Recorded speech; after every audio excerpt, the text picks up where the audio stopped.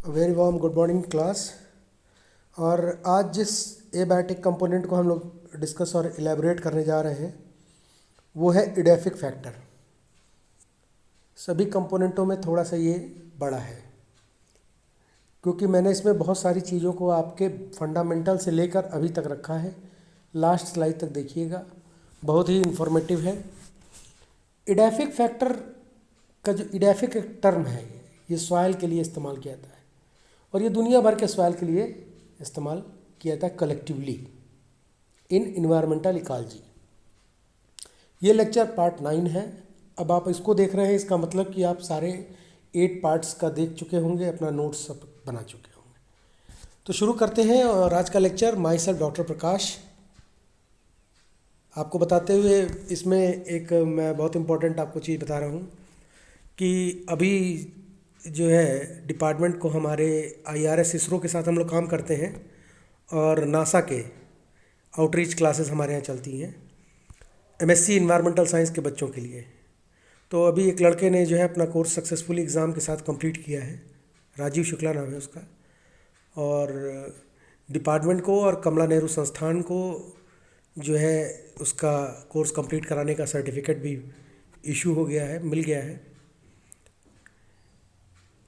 आने वाले सत्र से मतलब 2021 में जो सत्र हम चलाएंगे उस सत्र से डिपार्टमेंट इन्वायरमेंटल साइंस के बच्चों के लिए ऑल ओवर इंडिया के कहीं भी हों, इंडिया के हों, इंडिया के बाहर के हों, हम लोग इंटर्नशिप प्रोग्राम लॉन्च कर रहे हैं।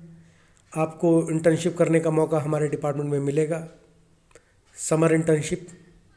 और समर इंटर्नशिप जो है ये आपका 45 डेज़ का होगा। 45 डेज़ में आप अपने जो भी डिज़र्टेशन प्रोग्राम होगा उसको आप हमारे डिपार्टमेंट में परफॉर्म कर सकते हैं। तो ये खुशखबरी के साथ हम आगे बढ़ते हैं और इन्जॉय करते हैं इडेफिक फैक्टर को। देखिए, इन्वायरमेंटल साइंस में जो स्कोप है वो बहुत ज़्यादा ब्रॉड है, बहुत ज़्यादा ब्रॉड। इसको कंपैरेटिव आप किसी से भी करेंगे तो आपको स्कोप इसका ब्रॉड ही मिलेगा। आप अगर अच्छे से पढ़ रहे हैं तो UNEP तक जा सकते हैं और आपके लिए जितने भी आयाम हैं IITs तक के खुले हैं। तो इंटर्नशिप के लिए अब आप तैयार रहिए।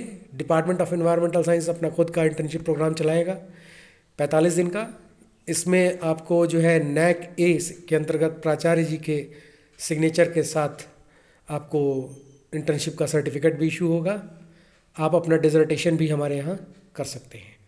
तो शुरू करते हैं इस खुशखबरी के साथ कि अब आपको भटकना नहीं है, सीधे आप मेरे पास आइएगा, कोई परेशान होने की ज़रूरत नहीं है। इडेफिक फैक्टर में जैसे कि पूरा का पूरा सॉइल कंपोनेंट है, तो एक बार छोटा सा ब्रीफ हम लोग रिवाइज करते हैं। इन्वायरमेंट में हमने 2 कंपोनेंट को डिवीज़ किया, मैक्रो और माइक्रो। इसके बाद से एटमॉस्फेयर, हाइड्रोस्फीयर और लिथोस्फीयर को फिजिकल कंपोनेंट में रखा है। बायोलॉजिकल कंपोनेंट कलेक्टिव कंपोनेंट होता है क्योंकि नेचर अकेले काम नहीं करती है, इसीलिए मैंने बायोटिक और एबायोटिक दोनों को इलेबोरेट किया है। इकोसिस्टम इकोलॉजी के वीडियोस में एबायोटिक कंपोनेंट जो हैं वो यहाँ से आप उठाकर लिख सकते हैं, अपने नोट्स में शामिल कर सकते हैं। किसी भी प्रकार का आपको क्वेश्चन रहा करे आप बेहिचक पूछा कीजिए, बिना संकोच के। मेरा नंबर भी इसमें दिया हुआ है, आपको कोई दिक्कत नहीं होगी। हम लोग हमेशा 24/7 स्टूडेंट ऑफ इन्वायरमेंटल साइंस के लिए अपडेटेड और रेडी रहते हैं। किसी भी प्रकार की आपको हेल्प की ज़रूरत है तो आपको यहाँ पे मिल जाएगा, परेशान होने की ज़रा भी ज़रूरत नहीं है। अब बायोलॉजिकल कंपोनेंट में हमने एबायोटिक सेगमेंट में देखा क्लाइमेटिक सेगमेंट को, टोपोग्राफिक सेगमेंट को। आज हम लोग इडेफिक सेगमेंट को शुरू कर रहे हैं। इसके बाद से केमिकल, इनऑर्गेनिक और ऑर्गेनिक आएगा। ये बहुत ज़्यादा महत्वपूर्ण है। अगले एग्ज़ाम्स में हमेशा आपका कोई भी कॉम्पिटिटिव एग्ज़ाम होगा उसमें भी ये क्वेश्चंस यहाँ से उठते हैं। तो लास्ट स्लाइड तक देखिएगा, लास्ट में भी बहुत मनोरंजक स्लाइड है। ठीक है, तो शुरू करते हैं। इडेफिक मतलब सॉयल। सॉयल एक लैटिन वर्ड सोलम से लिया गया है। हालांकि जो सॉयल है हमारा, इसकी खेती के लिए इसका इस्तेमाल सबसे पहले इंडस रिवर वैली सिविलाइजेशन में देखा गया।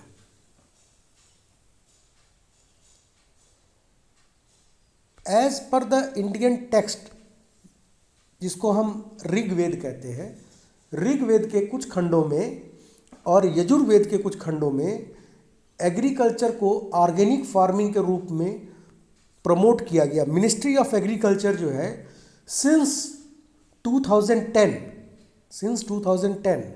मिनिस्ट्री ऑफ एग्रीकल्चर जो है ऑर्गेनिक फार्मिंग पे बहुत ज़्यादा इम्फेसिस होकर काम कर रही है, और ये वहीं वेद टेक्स्ट से लिया गया है, जिसमें कि कई प्रकार के सॉइल और कंपोनेंट और उसके खेती और उसके रख रखाव और सॉइल के मैनेजमेंट की बात की गई है। तो जो आपका इडैफिक्स है, इसका फंडामेंटल्स हम शुरू कर रहे हैं। पहले थोड़ा सा फंडामेंटल आप जानिए। सॉइल के दो ही प्रकार पूरे धरती पे पाए जाते हैं, या वो रेजिडुअल सॉइल होगा और या वो ट्रांसपोर्टेड सॉइल होगा। यदि वो रेजिडुअल सॉइल है तो रेजिडुअल सॉइल कैसे बनेगा? वेदरिंग से बनेगा, वेदरिंग और रॉक से। रॉक साइकिल का वीडियो आपने देखा होगा, नहीं देखा है तो उसको डिस्क्रिप्शन में और एंड स्क्रीन पे हम डाल देंगे। उसमें मैंने रॉक साइकिल का पूरा वीडियो बनाया है। इसके बाद से रेजिडुअल सॉइल ही जो है, इसको वेदर्ड सॉइल भी कहते हैं। जब रॉक की वेदरिंग होती है, चाहे वो फिजिकल वेदरिंग हो, चाहे वो केमिकल वेदरिंग हो, चाहे वो बायोलॉजिकल वेदरिंग हो, तो जब रॉक की वेदरिंग होती है तो उस वेदरिंग ऑफ रॉक के कारण जो सॉइल हमको मिलता है उसको हम रेजिडुअल सॉइल के अंतर्गत स्टडी, इन्वेस्टिगेट और रिसर्च करते हैं। समय समय पर इसका स्क्रीनशॉट आप लेते चलेंगे तो आपका बहुत प्यारा नोट्स बन जाएगा। दूसरा सॉइल है ट्रांसपोर्टेड सॉइल।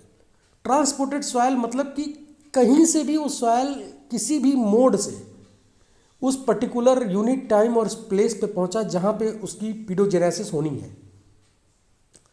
रेजिडुअल सॉइल भी वेदर्ड सॉइल है और पीडोजेनेसिस के द्वारा बना हुआ सॉइल है, ध्यान रखिएगा। पर ट्रांसपोर्टेड सॉइल जो है वो वेदर्ड है और वो उड़कर कहीं से आया है, मूव करके कहीं से आया है और फिर उस पर पीडोजेनेसिस हो रही है, फिर उस पर पीडोजेनेसिस हो रही है। ध्यान रखिएगा शब्द को, फिर उस पर, पहले नहीं हुई होगी, जब वो वहाँ आएगा तब होगी। तो उस आधार पर जो ट्रांसपोर्टेड सॉइल है, इसको मोड ऑफ ट्रांसफॉर्म, किस मोड में वो ट्रांसपोर्ट हो रहा है, उसके आधार पर 4 अलग अलग प्रकार दिए गए हैं। पहला है कोलोवियल सॉइल। कोलोवियल सॉइल ये ट्रांसपोर्ट होता है by the virtue of gravity. अब पूछेंगे ग्रेविटी में कहाँ मूव कर रहा है, दिमाग में सवाल आना चाहिए। स्लोप ऑफ द माउंटेन, अलग अलग टेरेन्स पे, अलग अलग टोपोग्राफी पे, जो टोपोग्राफी का वीडियो नेक्स्ट पड़ेगा, अलग अलग टोपोग्राफी जो होती है इकोलॉजी में सॉइल के ट्रांसपोर्टेशन के लिए भी रिस्पॉन्सिबल होती है।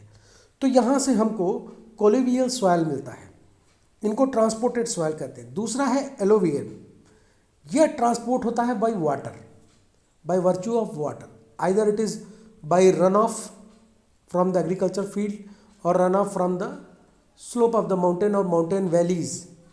ठीक है, तो ये रन ऑफ ये जो वाटर के द्वारा ट्रांसपोर्ट होकर आएगा, ये आपका एलुवियल सॉइल कहलाता है। फिर है आपका glacial soil. Glacial soil transport by the glacier, glaciers move करते हैं। सियाचिन ग्लेशियर है, अलास्का में ग्लेशियर है, पोल्स पे ग्लेशियर्स हैं, ये मूव करते हैं और इनके मूवमेंट के द्वारा इनके नीचे बाइंड अप सॉइल भी मूव करता है। और ये जो मूवमेंट ऑफ सॉइल है, ये जो सॉइल बहकर आएगा, इसको हम ग्लेशियर सॉइल कहते हैं। Aeolian soil, aeolian soil means transported by the wind. अब जितने भी विंड के द्वारा ट्रांसपोर्ट होंगे, हल्के सॉइल होंगे, ये सारे के सारे सॉइल जो है ये विंड के द्वारा ट्रांसपोर्ट होते हैं। जैसे आपके घर में कोई चीज़ उड़कर चली आई, हवा के द्वारा धूल का कण आया, तो ये जो ट्रांसपोर्ट हुआ ये by the virtue of wind हुआ। तो उन सॉइल को कैटेगरीज में रखा गया एलोयन सॉइल के। सॉइल फॉर्मेशन की 2 टेक्निक है, एक है वेदरिंग और दूसरा है पीडोजेनेसिस। ये दोनों ही बहुत बड़ा प्रोसेस है, इसके लिए अलग वीडियो मैं बना रहा हूँ। जब रॉक के बारे में बनाएंगे तब उसमें इसको हम लोग ऐड करेंगे। इसके पहले में हम एक आई बटन में आपको डाल देंगे वीडियो, डिस्क्रिप्शन में भी रहेगा, तो उसमें सॉइल का जो स्ट्रक्चर है जिसमें वो वेदरिंग और मेटामॉर्फिज्म हो रहा है वो रहेगा, उसको आप जरूर देखिएगा। इसीलिए मैं कह रहा हूँ, अगर आप 8 स्लाइड देखे होंगे तो आपको याद होगा, आपके नोट्स में होगा, पन्ना पलटेंगे तो नोट्स में आपको मिल जाएगा। वेदरिंग 3 प्रकार की होती है, फिजिकल, केमिकल, बायोलॉजिकल। 3 प्रकार की मेजर वेदरिंग होती है। वेदरिंग मतलब रॉक का विखंडन। रॉक क्या होता है, इग्नीशियस होगा, फिर मेटामॉर्फिक होगा, फिर उसके बाद इग्नीशियस, सेडिमेंट्री और फिर मेटामॉर्फिक। इग्नीशियस, सेडिमेंट्री और मेटामॉर्फिक एक रॉक साइकिल होती है, ठीक है। तो अब ये जो आपका इग्नीशियस रॉक है, ये लावा से निकला हुआ रॉक होता है जो गर्म होता है।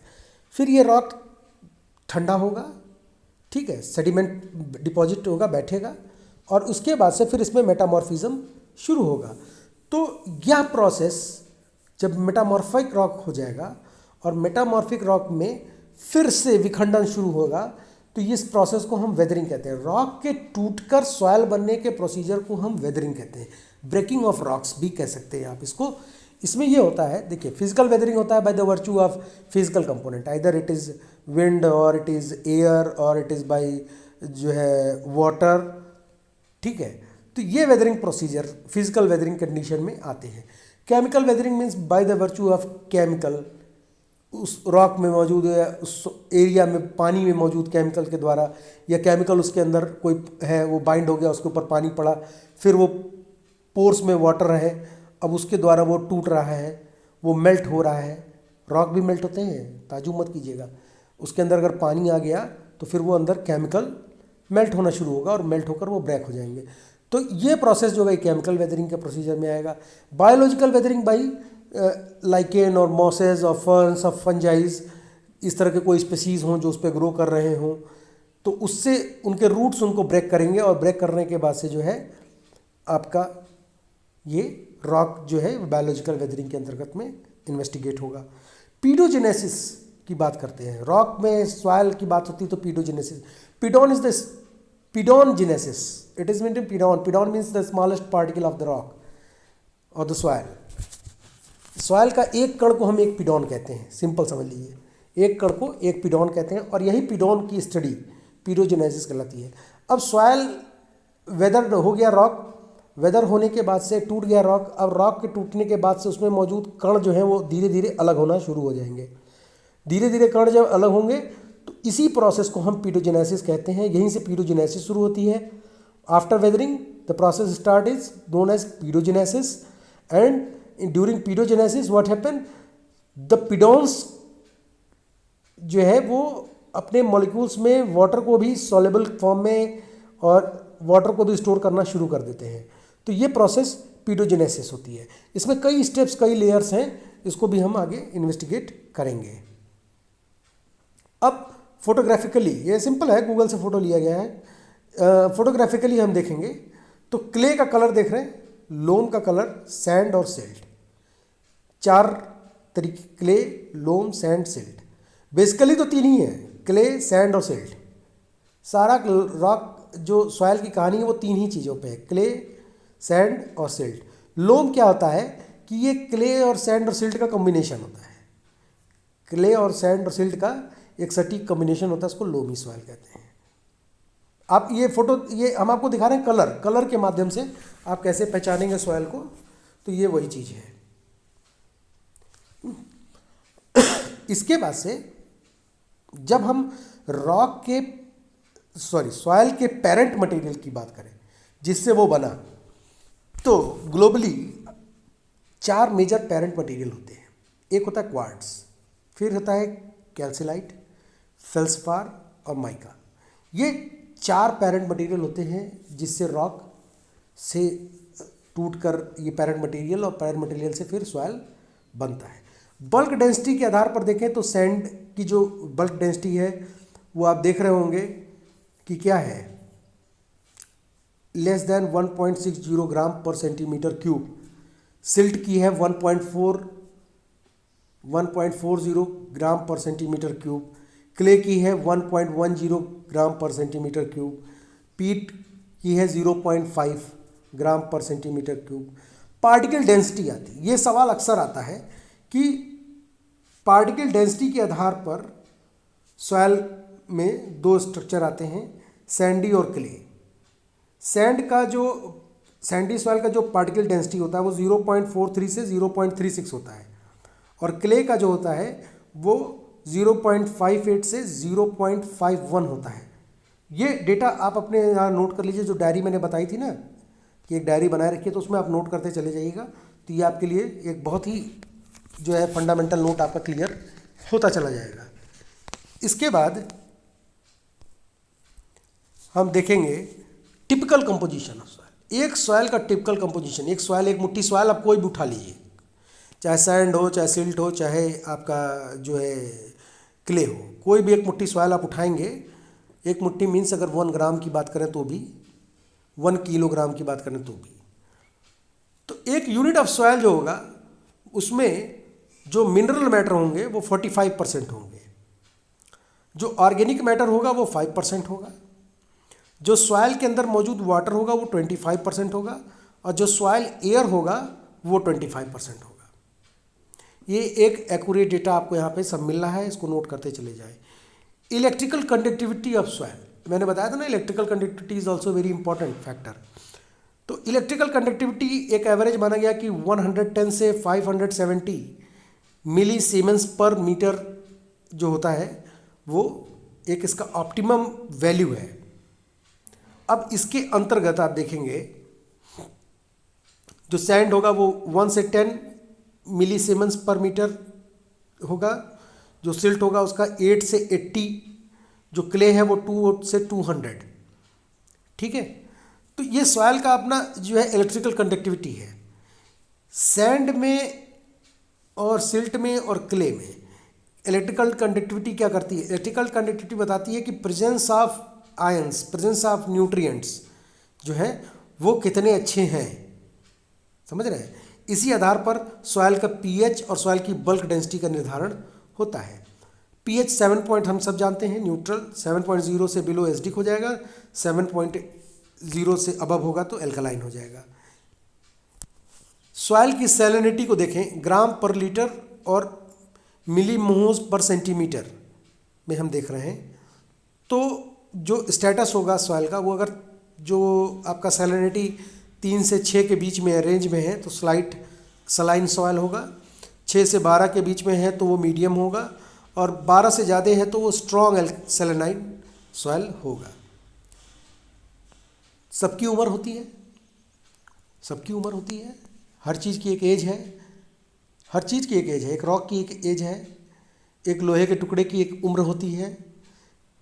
ठीक है, ह्यूमन से लेकर इस धरती पर मौजूद सभी चीज़ों की एक एज स्ट्रक्चर होता है।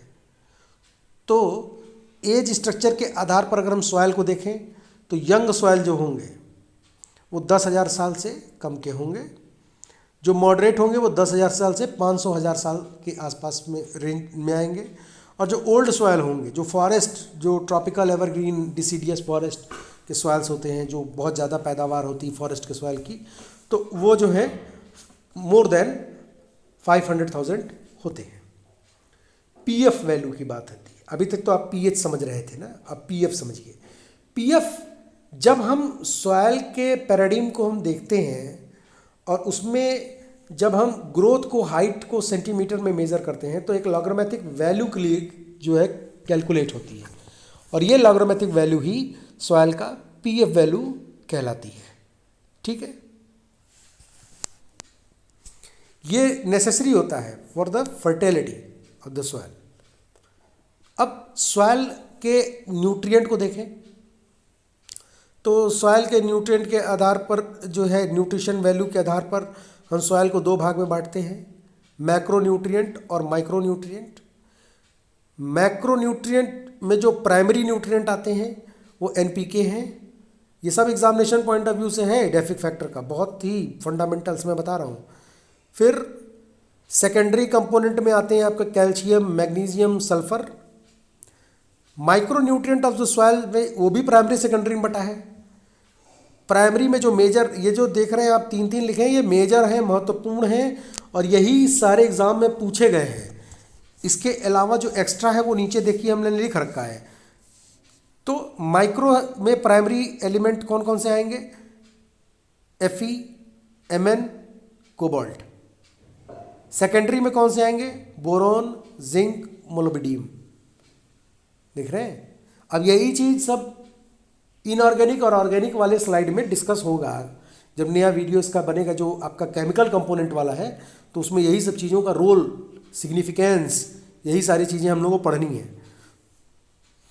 और भी जो है soil nutrient, carbon, oxygen, hydrogen, chlorine, copper, nickel, sodium, aluminium, फिर उसके बाद सिलिकॉन, फिर उसके बाद से आपका वेनेडियम, ये सारे जो हैं ये भी सॉइल न्यूट्रिएंट्स हैं। सॉइल न्यूट्रिएंट के आधार पर ही लॉ ऑफ लिमिटिंग फैक्टर भी बताता है कि सॉइल को में ग्रोथ के लिए या किसी भी स्पीशीज़ को ग्रोथ के लिए उन चीज़ों की ज़रूरत नहीं होती जो उसको मैक्सिमम अमाउंट में मिलती है। स्पीशीज़ उन चीज़ों पे डिपेंडेंट होती है जो मिनिमम अमाउंट में उसको अवेलेबल होती है, मींस माइक्रो न्यूट्रिएंट्स पे। Maximum growth of the plant जो है वो बोरॉन पे निर्भर करता है। अगर कोई प्लांट ग्रोथ नहीं कर रहा है आपके यहाँ, तो इट मीन्स कि आपके सॉइल में बोरॉन डिफिशियंसी है। तो एक कम्बिनेशन भी आता है बोरॉन और मोलिब्डेनम का, उसको आप छिड़क सकते हैं, आधा चम्मच डालेंगे तो हो जाएगा। वैसे तो ऑर्गेनिक फर्टिलाइजर्स जो मिलते हैं उसमें भी इसकी न्यूट्रिएंट्स की डिफिशियंसी पूरी हो जाती है। ये एक पीएच स्केल है सॉइल का, आप देख रहे हैं। इसमें एल्कनिटी, एसिडिटी,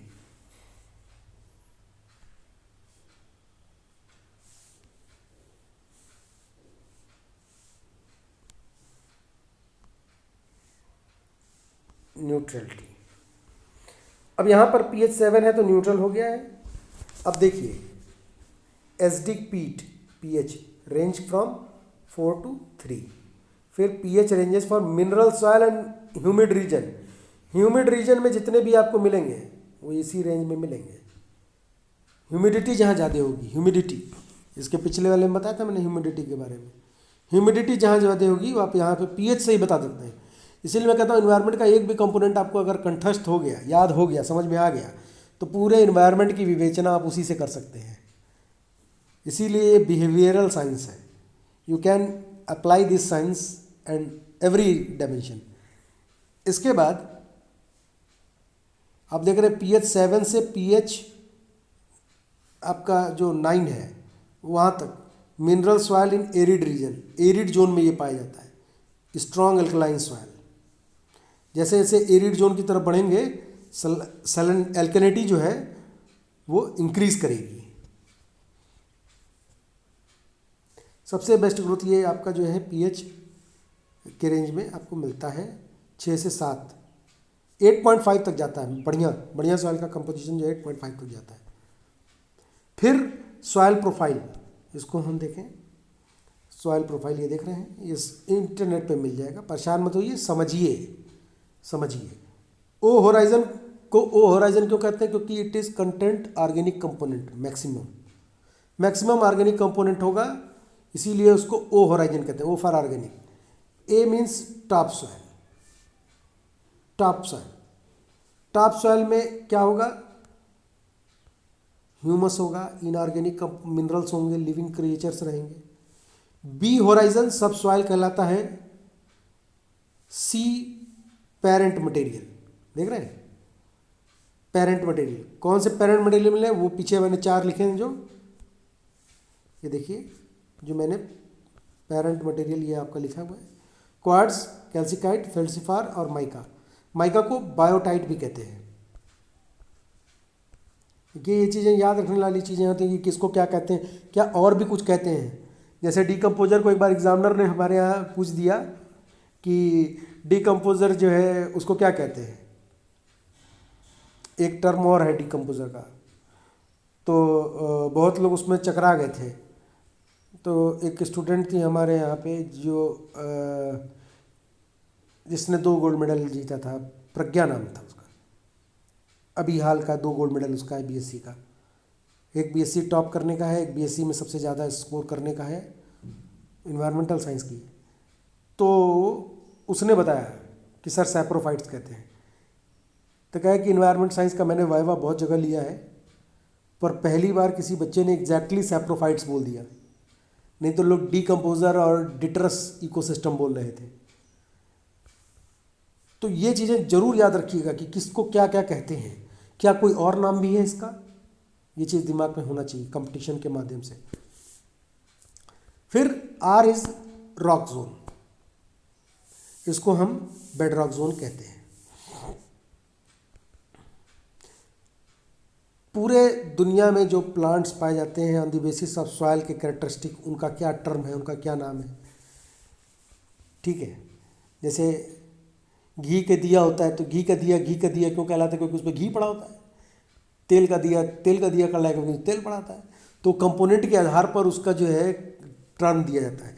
तो जो एसिडिक सॉइल में ग्रो करते हैं उनको ऑक्जेलोफाइट, सलाइन में ग्रो करेंगे हेलोफाइट्स, सरफेस पे ग्रो करेंगे लेथोफाइट्स, सिर्विक ऑफ रॉक्स मतलब दरार में ग्रो करेंगे उनको जो है लिथोफाइट्स, कैस्मोफाइट्स, फैस्मोफाइट, सैंडी सॉइल में सैक्सलोफाइट्स,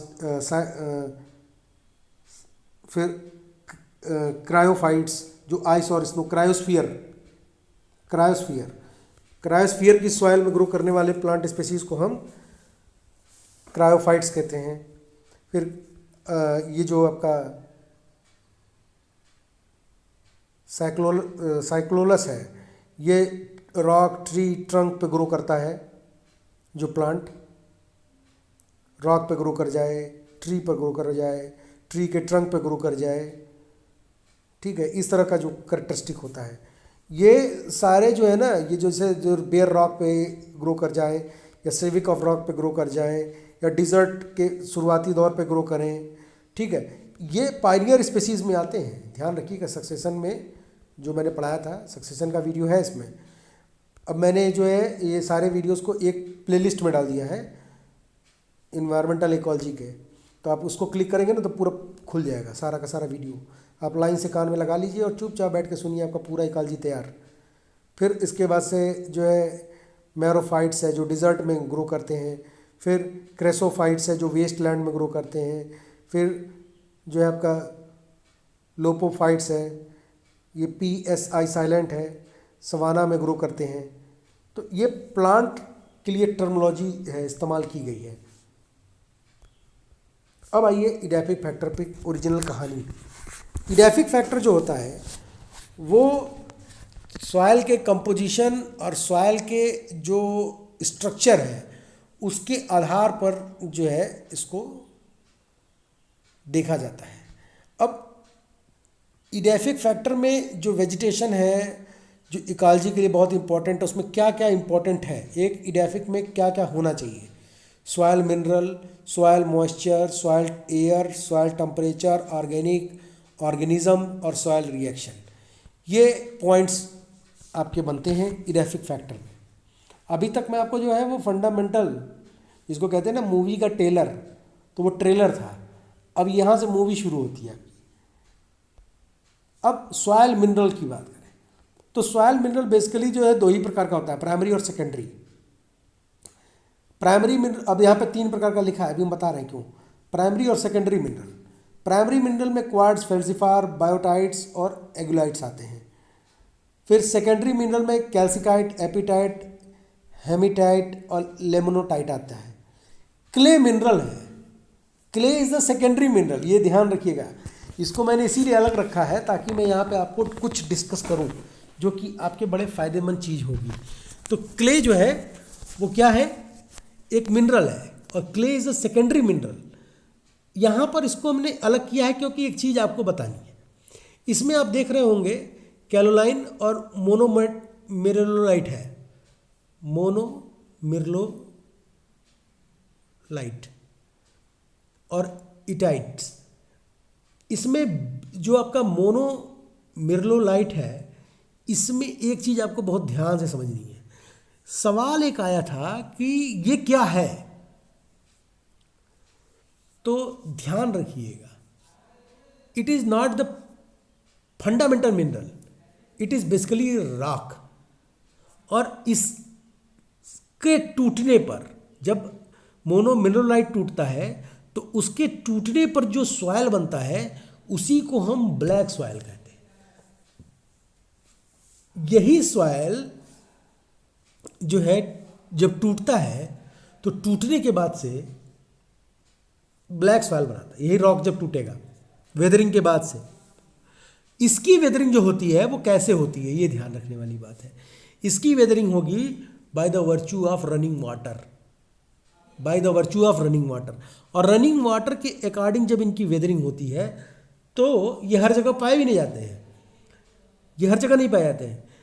तब जो है जो सॉयल बनेगा वो बहुत ज़्यादा फर्टिलिटी वाला होता है, और इसीलिए ब्लैक सॉयल जो है उसको बहुत फर्टाइल मानते हैं। और ये इंडो गंगेटिक प्लेन में पाया जाता है। उत्तर भारतीय जो सॉयल है वो सबसे ज़्यादा, जो गंगा के पठार वाला सॉयल है वो बहुत रिच है।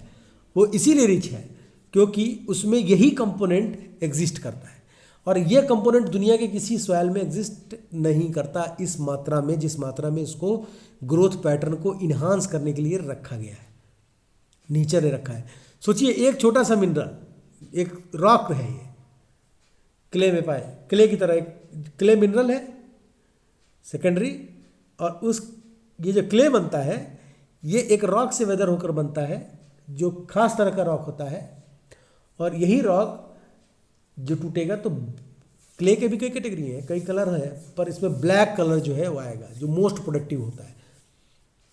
अब सॉयल के पार्टिकल के आधार पर देखें, पार्टिकल साइज के आधार पर देखें तो क्ले का साइज 0.002 से कम है।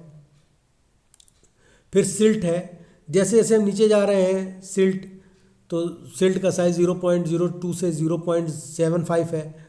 फिर आपका जो है सैंड में देख रहे हैं, सैंड का जो है 0.075 से 0.42 है। मैं एक एक पैरामीटर इसलिए बोल रहा हूँ क्योंकि एक स्टूडेंट है मेरा जो सिर्फ सुनता है मेरी क्लास को, ठीक है, तो मैं उसी के लिए इसको एक एक पॉइंट यहाँ ब्रीफ कर रहा हूँ, तो फिर वो मुझे फ़ोन करके ज़रूर टोक देगा, और आप लोग भी इसको समझ रहे होंगे। तो सैंड कोरस है, ये जो है आपका 0.2 से 2 है। सैंड मीडियम, जो सैंड मीडियम है, मध्य जिसको कहते हैं, वो 0.42 से 2.0 होता है। फिर ग्रेवल फाइन, जो ग्रेवल है वो 2 से 5 होगा मिलीमीटर। ये सारे पैरामीटर्स मिलीमीटर में हैं। फिर इसके बाद से ग्रेवल जो है वो मोर देन 5 होगा, उसका साइज जो है वो मोर देन 5 होगा। 20 में एक चीज़ मैं आपको और बता दूँ,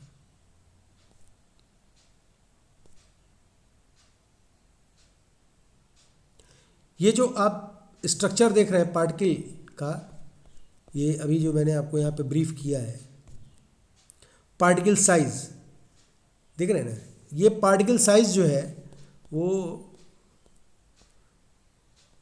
और जो ये आप देख रहे हैं पार्टिकल डेंसिटी, जो मैंने सैंड की बताई 0.43 से 0.36, और क्ले की बताई 0.58 से 0.51, ये डिफरेंट है, कंफ्यूज मत हो जाइएगा। Particle density is different and particle size is different, ठीक है। अब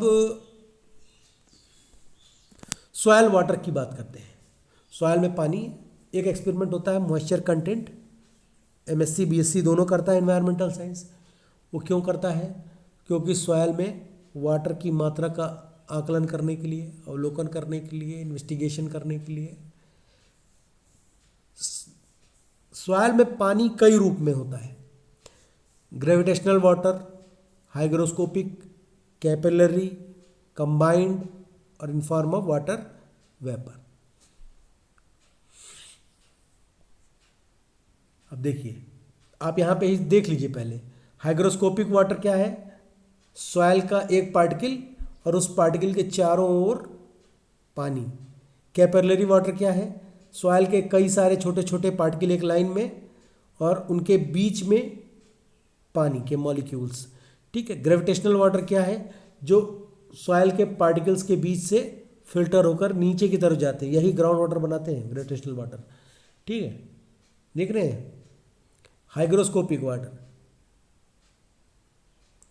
हाइग्रोस्कोपिक वाटर जो होंगे वो सॉयल पार्टिकल से ही बाइंड अप होकर वहीं रहेंगे, वो कहीं जाएंगे नहीं। कैपिलरी वाटर भी, ये कैपिलरी वाटर का इस्तेमाल प्लांट अपने रूट सिस्टम के लिए करता है, ग्रोथ के लिए करता है। और ये वाटर मॉलिक्यूल्स के जो है दरारों के बीच में रहते हैं। मॉलिक्यूल्स एक साथ अगर एक लाइन में है, मान लीजिए कि आप चौक के बंडल को पकड़े हैं, तो चौक के बंडल में देखेंगे आप एक सिमेट्रिकल लाइन आपको दिखने लगेगी। सारे बंडल मिलके कलेक्टिवली एक सिमेट्रिकल लाइन बना रहे हैं। तो इस तरह से आप जो पानी उसमें जाएगा वो कैपिलरी वाटर होगा। फिर इसके बाद से आप देख रहे हैं gravitational water by the virtue of gravity सीधे नीचे खिंचता चला जाएगा। यही जाके वाटर टेबल और ग्राउंड वाटर को रिचार्ज करने के लिए इस्तेमाल होता है।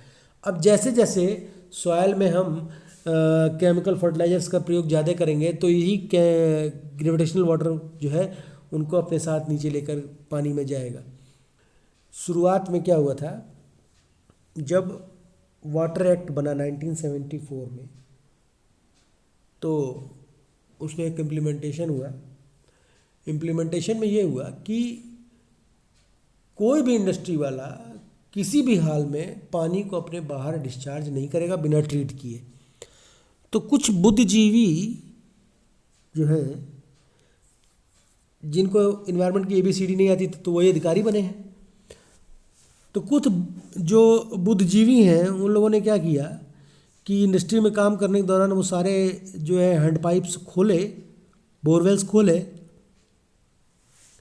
और उसी बोरवेल में अपना कचरा डंप कर दिए। सीवियरली टॉक्सिक वाटर को उन्होंने ग्राउंड वाटर में मिला दिया। कानपुर में यही हुआ, लेदर इंडस्ट्री ने किया, बड़े मात्रा में किया। और ये जो इन्होंने फंडामेंटल वर्क अच्छा सा कर दिया, इससे ग्राउंड वाटर बुरी तरह पॉल्यूट हो गया। देखिए, सरफेस वाटर को तो हम ट्रीट कर सकते हैं, surface water can be treated, पर ग्राउंड वाटर को ट्रीट करना इट इज़ नॉट पॉसिबल। हालांकि बहुत लोग कहेंगे कि पॉसिबल शब्द ही नहीं है, पॉसिबल खुद कहता है कि इम्पॉसिबल कहता है कि मैं पॉसिबल हूँ, आई एम पॉसिबल। पर यहाँ पे इन्वायरमेंट के केस में ये होता है कि अगर आप किसी पेड़ की पत्ती को तोड़ दिए तो उसको आप दोबारा से उस पर फेविक्विक से भी नहीं चिपका सकते हैं। चिपकाएंगे तो भी वो पेड़ उसको एक्सेप्ट नहीं करेगा।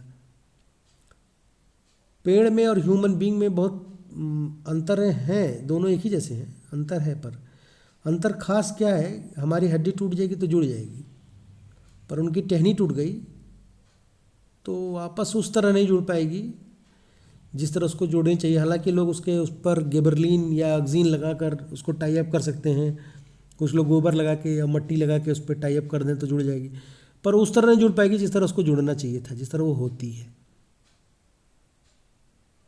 ह्यूमन का ब्रेन उनके ऊपर होता है ज़मीन के, और प्लांट का नीचे होता है, जड़। अब ग्रेविटेशनल वाटर को समझेंगे कि जो वाटर डाउनवर्ड की तरफ मूव करता है by the virtue of gravity, उसको हम ग्राउंड वाटर जो है ग्रेविटेशनल वाटर कहते हैं। ये जो ग्रेविटेशनल वाटर होता है ये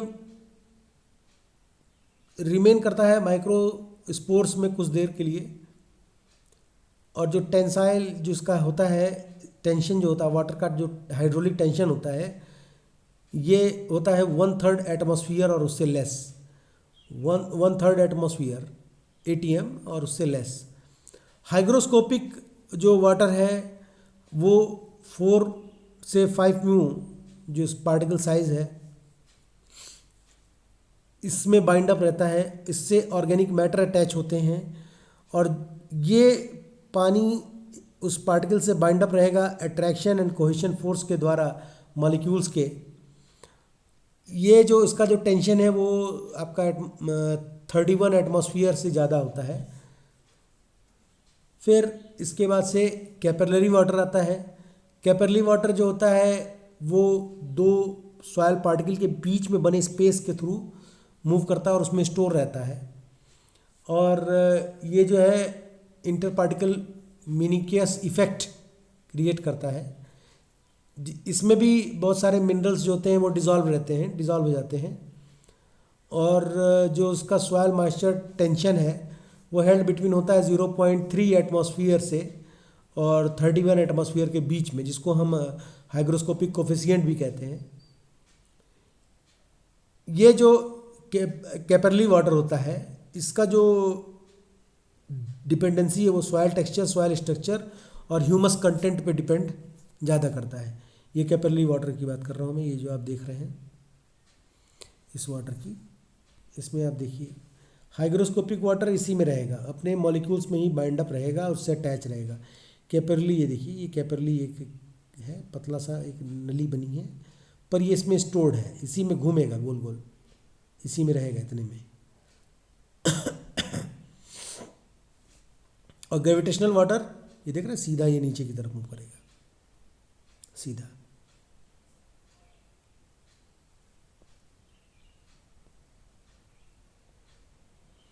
फिर होता है कंबाइंड वाटर। कंबाइंड वाटर मतलब कि वो पानी जो सेम होगा, पानी तो पानी सेम ही होगा, दो मॉलिक्यूल हैं सॉइल के, इनके बीच में मौजूद जो पानी होगा, वो जो वाटर होगा विथ ऑक्साइड्स एंड मिनरल्स, तो इसको हम कंबाइंड वाटर कहते हैं। सॉइल वेपर, सॉइल के बीच में मौजूद एयर गैप में मौजूद पानी, जब सॉइल, अभी आपने देखा कि सॉइल के दो मॉलिक्यूल्स के बीच में जो है वाटर एग्जिस्ट करता है, आइदर इट इज़ ग्रेविटेशनल, कैपरली, ठीक है, चाहे वो ग्रेविटेशनल हो चाहे वो कैपरली वाटर हो, ठीक है, एग्जिस्ट कर रहा है, या हाइग्रोस्कोपिक हो। पर जब सनलाइट इस पर पड़ेगी तो टेम्परेचर के कारण ये वेपराइज फेज में चला आता है, और ये वेपराइज फेज में जब रहेगा तो इसको वाटर वेपर के नाम से जानते हैं, और इसी को हम सॉयल जो है वाटर वेपर कहते हैं। इसके बाद से सॉयल टेम्परेचर, सॉयल टेम्परेचर जो होता है वो भी एक बहुत ही रेगुलेटिंग फैक्टर है for seed germination, plant growth. बहुत सारे प्लांट हैं जो कि बहुत ज़्यादा, जैसे आप टुंड्रा प्रदेश में जाएंगे, कोनीफेरस फॉरेस्ट में,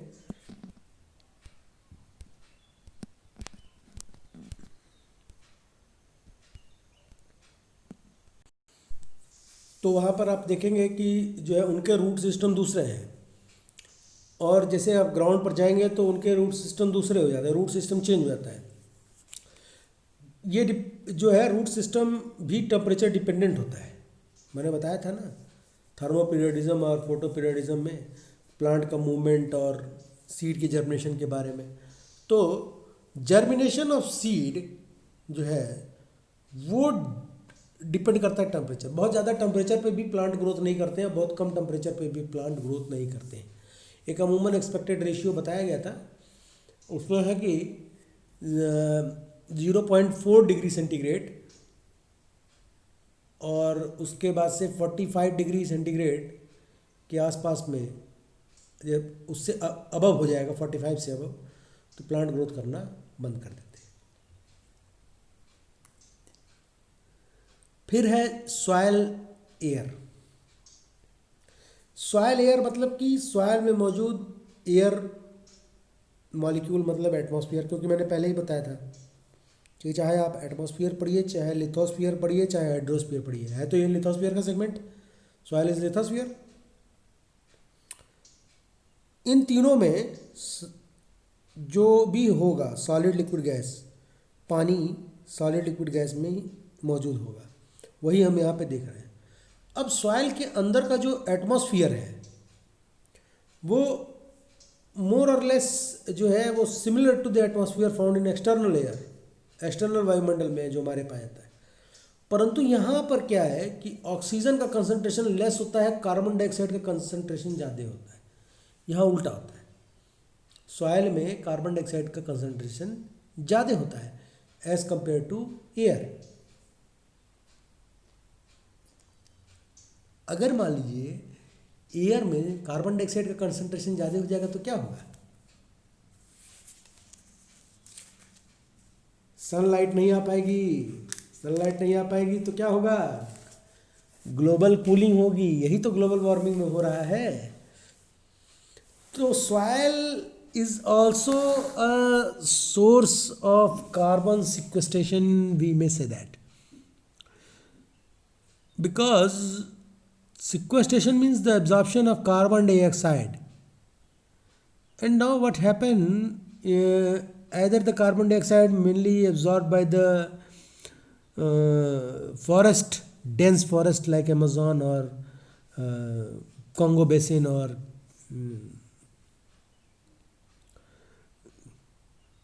Indonesia, Sumatra, or by the ocean. Carbon dioxide mainly absorbed either by the terrestrial environment. You say that in terrestrial environment there are forests. Forests are known as lungs. And they sequester carbon. But though the Earth's surface is covered by the 71% of water, then the maximum amount of carbon dioxide is absorbed in the ocean. और यही चिंता का विषय है कि जितना ज़्यादा carbon dioxide समुद्र में एब्जॉर्ब होगी उतना ज़्यादा समुद्र में तापमान का जो संतुलन है बिगड़ेगा और उतना ज़्यादा ही समुद्र गर्म होगा और जितना गर्म होगा उतने तगड़े चक्रवात आपको देखने को मिलेंगे। इस साल 2020 ला लीना इंडियन कॉन्टिनेंट को हिट किया और चिलिंग विंटर पड़ेगी, इस बार चिलिंग विंटर पड़ेगी।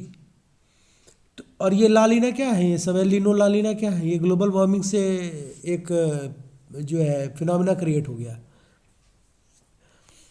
धरती का तापमान बढ़ने से ऐसा हो रहा है और जैसे जैसे समुद्र का तापमान बढ़ेगा due to presence of high amount of carbon dioxide in the air, because the carbon dioxide trapping capacity is very high as compared to any other gaseous component in the nature.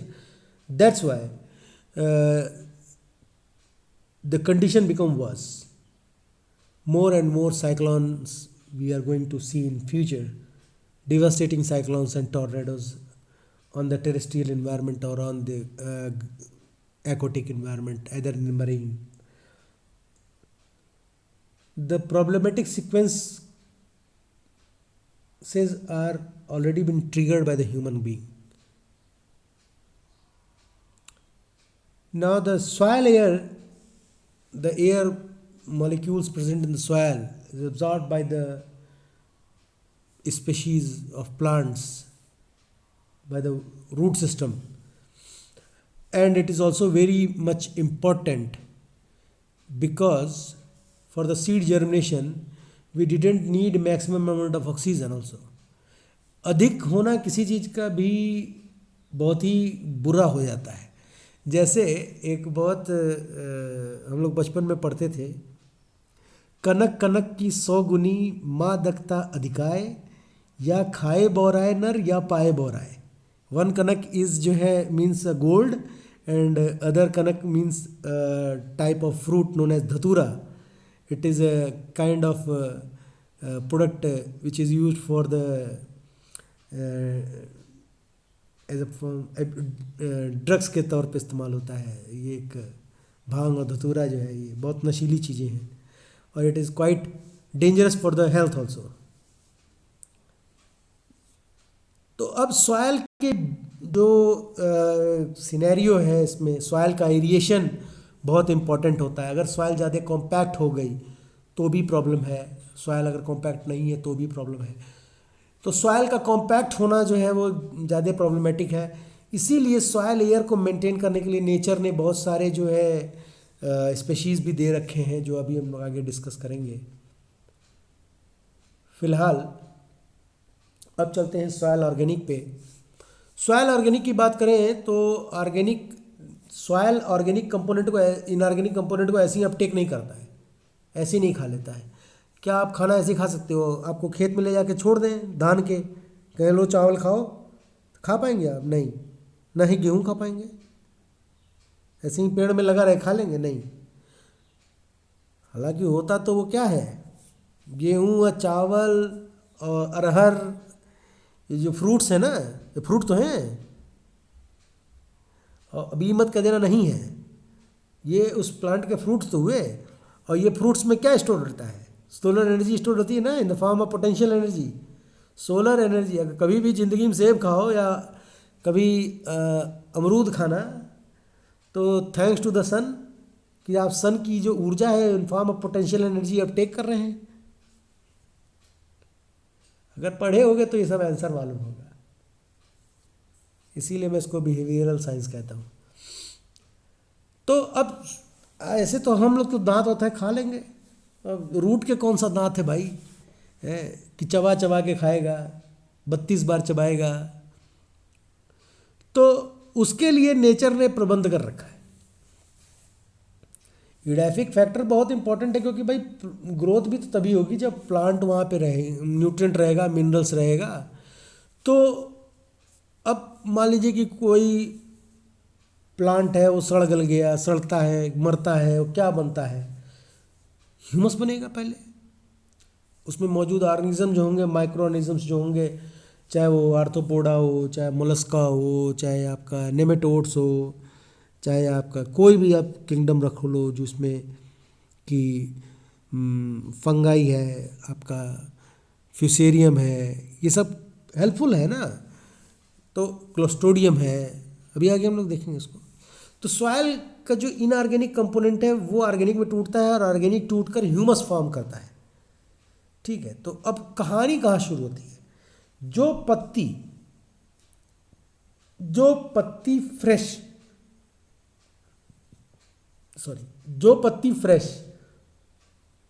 या सूखी पेड़ से, बात को ध्यान से सुनिएगा, जो पत्ती फ्रेश या सूखी पेड़ से टूटकर जमीन पर, मट्टी पर, फर्श पे नहीं मट्टी पर गिर रही है recently, this is known as litter. अब वो लीटर नहीं है दूध वाला, ठीक है। अब ये लीटर जब पार्शियली डिकम्पोज हो जाए, अब पार्शियल डिकम्पोजिशन का मतलब क्या होगा यहाँ पे। अगर कहीं पार्शियली लगा है तो कोई इसका मतलब होगा ना।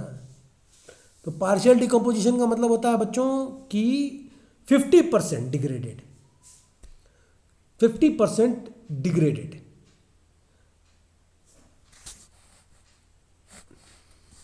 जैसे मैं आपको दिखाता हूँ,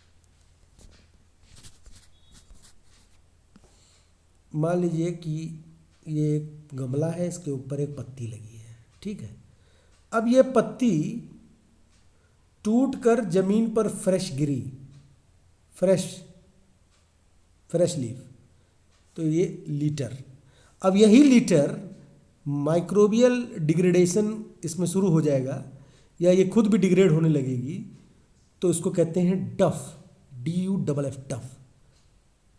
एक डीप एंड डंप होता है, डंप एक डफ होता है, बहिर, थोड़ा कान से कम सुनने वाले, डीफ उसको कहते हैं।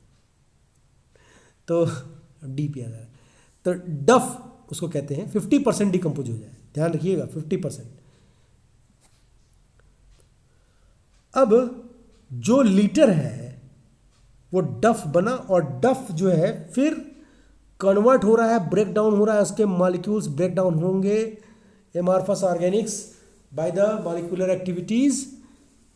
माइक्रोऑर्गेनिज्म जो सॉइल में मौजूद होंगे बेनिफिशियल, उसको और तोड़ेंगे, और तोड़कर जब वो बनेगा तो वो बनेगा ह्यूमस। ह्यूमस कंटेंट का एक्सपेरिमेंट हम लोग करते हैं, एनवायरमेंटल साइंस में है, ह्यूमस कंटेंट का एक्सपेरिमेंट हम लोग कराते हैं, मॉइस्चर कंटेंट का कराते हैं, क्योंकि इससे सॉइल के temperature, pH, water holding capacity के बारे में जानकारी हम लोग लेते हैं। तो ये मेजर एक्सपेरिमेंट्स होते हैं जो किया जाता है। फिर एक बार हम लोग का इलेक्ट्रिकल कंडक्टिविटी का भी इलेक्ट्रोड है, जिससे हम उसकी इसी चेक करते हैं।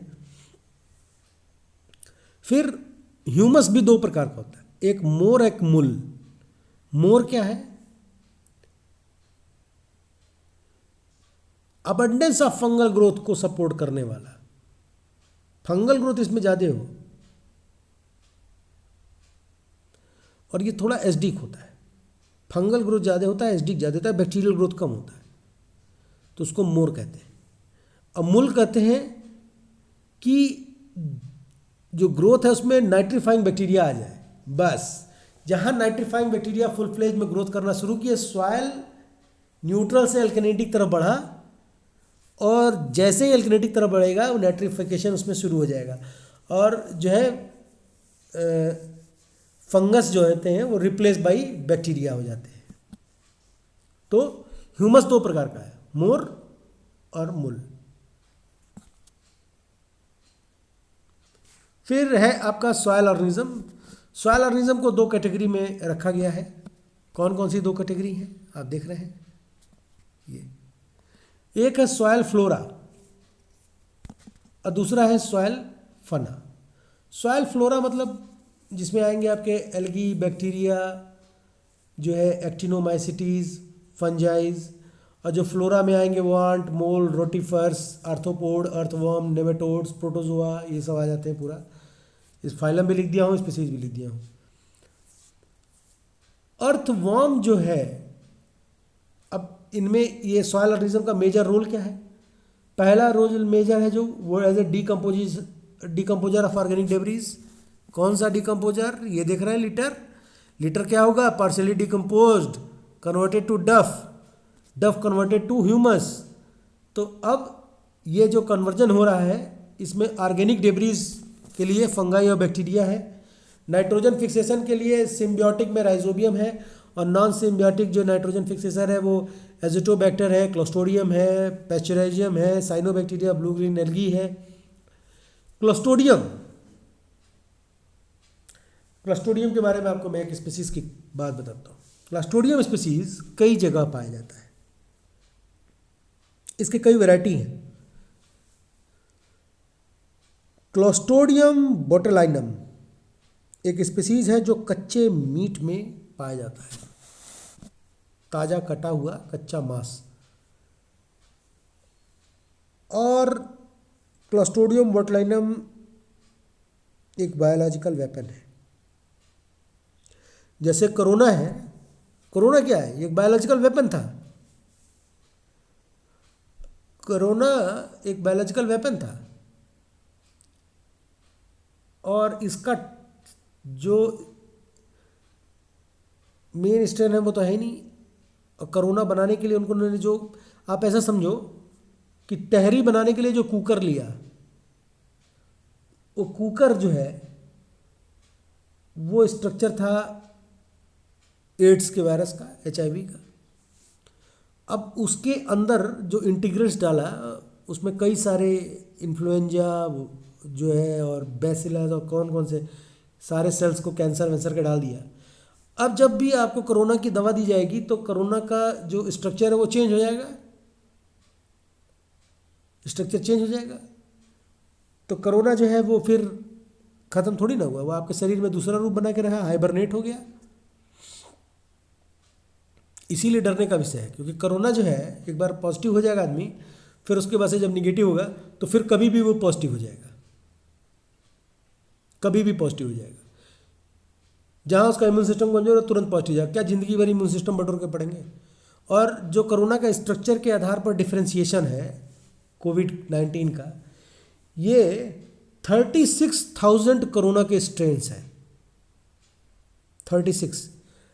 और फंडामेंटल जो स्ट्रेन है, जो बेसिक स्ट्रेन था, उसको चीन वालों ने डिस्ट्रॉय कर दिया।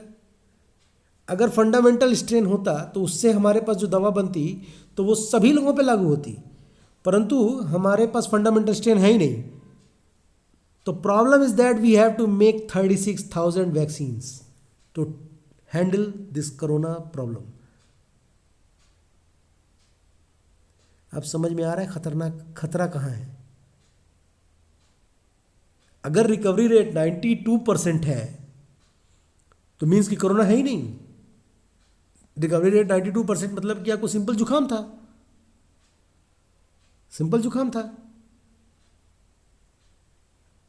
ये समझने की बात है। तो क्लोस्ट्रिडियम बोटेलाइनम भी एक, इसका इस्तेमाल जेनेटिक वेपन के रूप में भी होता है। इसमें जो है आपका एलियन हैंड सिंड्रोम और न्यूरल डिसऑर्डर क्रिएट करने की क्षमता होती है।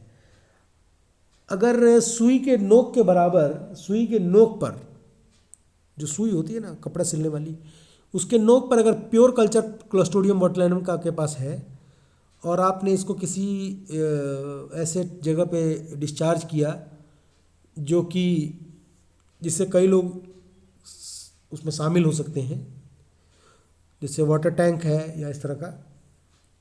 तो अगली सुबह उस वाटर टैंक से पानी पीने वाले जितने भी लोग होंगे वो सब न्यूरोलॉजिकल डिसऑर्डर के शिकार हो जाएंगे। हालांकि डेथ के केसेस प्रोबेबिलिटीज़ बहुत कम है, न्यूरोलॉजिकल डिसऑर्डर हो जाएगा। और इसका ट्रीटमेंट भी यही है, क्लस्ट्रोडियम बोटुलिनम का ट्रीटमेंट ही क्लस्ट्रोडियम बोटुलिनम का है। विष विषम औषधि कहा गया है। उसी का 10%, जो नीडल पे आपने लिया था उसका 10% आप लेंगे तो वही उसका तोड़ भी है। खैर, फिर formation of and development of soil में आइए, bacteria, fungi, algae, earthworm. Earthworm पे अक्सर क्वेश्चन आता है, कौन सा अर्थवर्म कौन सा अर्थवर्म। तो सुनिए, ये देखिए नीचे लिखा है इंसिया फोटिडा और ल्यूम्ब्रिस रूबेलिस। ये दो अर्थवर्म हैं जो वर्मी कल्चर के लिए बहुत ज़्यादा इस्तेमाल किए जाते हैं, बहुत ज़्यादा। अब इसके जो ऑर्गेनिजम्स हैं, ऐसा नहीं है कि इंडोल एसिटिक एसिड IAA जो लिखा है वो हम ही बना सकते हैं, वो स्पीशीज भी बना सकते हैं। तो production and growth stimulation substance का जो है ऑर्गेनिज्म बनाते हैं। इंडोल एसिटिक एसिड है, गिबरलिन है, बाय फ्यूसेरियम स्पीशीज बनाया था। आप देखिए, फ्यूसेरियम ऑफिसेरानम एक स्पीशीज है जो खतरनाक है वो, और उसी का एक वैरायटी है फ्यूसेरियम स्पीशीज जो आपके लिए फ़ायदेमंद है। वो इंडोल एसिटिक एसिड और गिबरलिन बनाता है। दोनों ही ग्रोथ स्टिमुलेटिंग हार्मोन्स हैं, देख रहे हैं, इंजाइम्स हैं। एक रिसर्च पेपर से मुझे मिला था, इसको आप लोग नोट कर सकते हैं। 50 टन पर हेक्टेयर एनुअल अगर जो है आपका इस नेशिया फोटिडा है अर्थवर्म, और उसकी डेप्थ 5 मिलीमीटर है, 5 मिलीमीटर डेप्थ पे है, तो 50 टन पर हेक्टेयर एनुअल वो सॉइल को प्रोडक्टिव बनाता है। और अगर 30 साल का डेटा देखा जाए तो 30 साल में वो 18 सेंटीमीटर टॉप सॉइल को ठीक कर देता है। पर ये ध्यान रखने की बात है कि एसिडिक सॉइल अगर होगा तो अर्थवर्म वहाँ नहीं रहेगा। कहानी ना, एसिडिक सॉइल रहेगा तो वहाँ पे अर्थवर्म नहीं रहेगा, वो एल्कलाइन सॉइल में रहता है। और वो भी बहुत ज़्यादा स्ट्रांग अल्कलाइन में नहीं रहेगा, ये भी जान लीजिए। ये कुछ सॉइल के पाए जाने वाले। अब ये लोग करते क्या है ना, ये हेल्पफुल भी हैं हमारे लिए, क्योंकि ये आपने अभी यहीं पढ़ा है सॉइल के बीच में एयर। तो अब सॉइल के बीच में जो एयर है वो कैसे मेंटेन होगा। कोई चीज़ उसको कोड़ती रहे हमेशा, माने प्लगिंग करती रहे, तो उसके लिए नेचर ने बहुत सारे बना रखे हैं ये जो उनके सपोर्टिव हैं। तो ये वर्म्स जो हैं उस सॉइल को जो है अप डाउन करके, उसमें रोडेंट्स हैं वो उसमें आपका बिल बनाते हैं, रेप्टाइल्स हैं उसमें बिल बनाते हैं। तो ये एक बिल जो होता है उसका जो केव टाइप का जो बनता है कैपिलरी सिस्टम, ये ऑक्सीजन की मात्रा भी उसमें फ्लो कराता है और कार्बन डाइऑक्साइड की मात्रा भी उसमें मेंटेन करता है। तो ये इकोनॉमिकली इंपॉर्टेंस भी है इनका, ऐसा नहीं है कि ये डेंजरस ही है, इनका इकोनॉमिकल इंपॉर्टेंस भी है। अब आइए सॉयल रिएक्शन की बात करें। सॉयल रिएक्शन मतलब कि अगर सॉयल एसिडिक है, एसिडिक सॉयल है तो इसमें क्या होगा भाई, अभी आपने पढ़ा है, ये देखो बहुत सिंपल है। थोड़ा सा पन्ना पीछे पलटते हैं और एसिड पे आते हैं। ये एसिडिक है, ये देख रहे हैं एसिडिक है, ओ सॉरी एसिडिक कंडीशन में क्या हो रहा है, pH 3 से pH 7 एसिडिक, और इधर जाएंगे तो एल्कलाइन। इसको बैठा रही दिमाग में। अब चलते हैं, तुरंत चलते हैं इससे पहले कि आपके दिमाग से उड़ जाए। अगर एसिडिक है तो हाइड्रोजन आयन ज़्यादा होगा देन हाइड्रोक्सी रेडिकल्स। अब अगर मान लीजिए कि सॉइल एसिडिक हो गया तो ठीक कैसे करें, तो हाइड्रेट है, स्लेक लाइम जिसको कहते हैं, डोलामाइट लाइमस्टोन है, ऑस्टर सेल है, ठीक है, ब्लास्ट फर्नेस की राख होती है जो उसको डालते हैं ठंडा करके, ये घर में न डाल दीजिएगा। फिर क्विक लाइम है, sorry it is lime, it is lime not lime.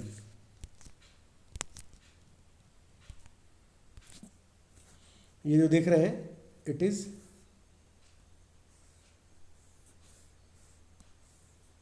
Lime, quick lime, quick lime है। और मैं इसको मास्टर स्लाइड में अपने एडिट कर लूँगा। और लाइम स्टोन है, इसको डाला जाता है। अब एल्कलिनिटी क्या है, एल्कलिनिटी कैसे पता चले, मतलब कि सोडियम की मात्रा उसमें जो है एब्जॉर्ब हो जाए ज़्यादा मात्रा में, तो वो स्ट्रॉन्ग एल्कलाइन की तरफ बढ़ने लगेगा। तो अब एल्कलिनिटी को कैसे ठीक करें, तो कोई बफर होगा, जो जिप्सम है, सल्फ़र है, फेरस सल्फेट है, मोलासेस मिलाते हैं, फिर ऑर्गेनिक मैन्योर्स को मिलाया जाता है, तो सॉइल का पीएच नॉर्मलाइज हो जाता है। ये बेसिक फंडामेंटल्स जो है इनका है, इसका इस्तेमाल होता है, कहीं भी आप कर सकते हैं।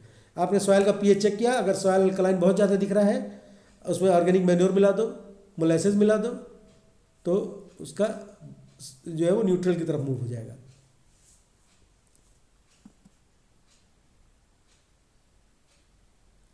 अब कुछ इन्फॉर्मेशन है, इंफोटेनमेंट्स, उसको आप देखेंगे।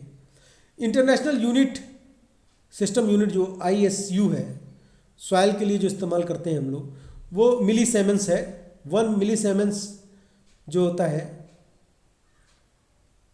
वो आपका 10 म्यू सेमेंस पर सेंटीमीटर होता है, या 10 म्यू मोहोज पर सेंटीमीटर।